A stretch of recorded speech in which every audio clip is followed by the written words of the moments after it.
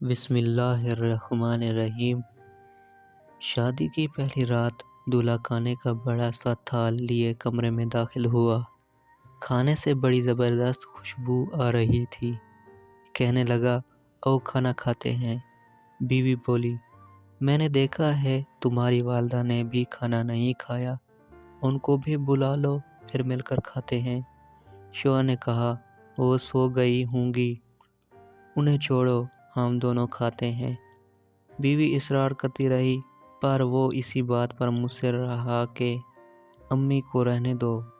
جب بیوی نے شوہر کا یہ رویہ دیکھا تو اسی وقت طلاق کا مطالبہ کر دیا۔ شوہر بڑا حیران ہوا اس کے مطالبے پر۔ اس نے بڑا سمجھایا، لیکن وہ اپنی بات پر ڈٹی رہی، یہاں تک کہ طلاق ہو گئی۔ دونوں الگ ہو گئے، پھر دونوں نے دوسری شادیاں کر لیں۔ 30-35 سال گزر گئے۔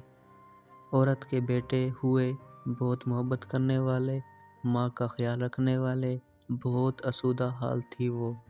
اس نے ارادہ کیا کہ حج کرنا چاہیے۔ سفر کے دوران اس کے بیٹے اس سے کسی ملکہ کی طرح پیش آ رہے تھے، پاؤں زمین پر لگنے نہ دیتے تھے۔ صحرائی سفر تھا۔ راستے میں ایک آدمی پر نظر پڑی جو بہت ہی بری حالت میں بھوکا پیاسا، بال کھچڑی، کپڑے پرانے۔ اس عورت نے بیٹوں سے کہا، جاؤ دیکھو کون مسافر ہے، اسے اٹھاؤ، ہاتھ منہ دھلا کر کھانا کھلاؤ، پانی پلاؤ۔ بیٹے گئے، ماں نے جیسا کہا ویسا کیا۔ عورت کی جب اس پر نظر پڑی تو جان گئی وہ اس کا پہلا شوہر تھا۔ کہنے لگی، یہ کیا کیا وقت نے تمہارے ساتھ؟ بولا، میری اولاد نے میرے ساتھ بھلائی نہیں کی۔ عورت کہنے لگی، کیوں کرتی کہ تم نے والدین کے ساتھ برا سلوک کیا تھا۔